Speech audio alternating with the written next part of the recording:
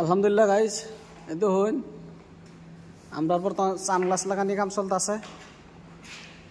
তিরুপতি মন্দিরের বিরাট বড় অর্ডার আইছে।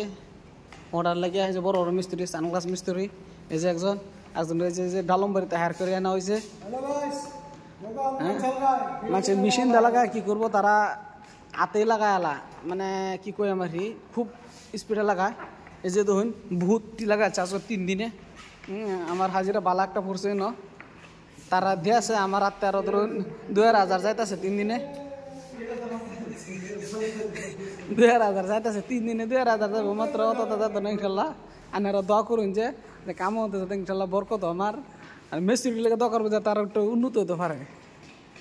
আর বেশি কোনো কইবেন না, আর কিন্তু কিছু কইবেন। আর কয়দিন লাগবো? আর 5টা পিস আছে, কয়দিন লাগবো?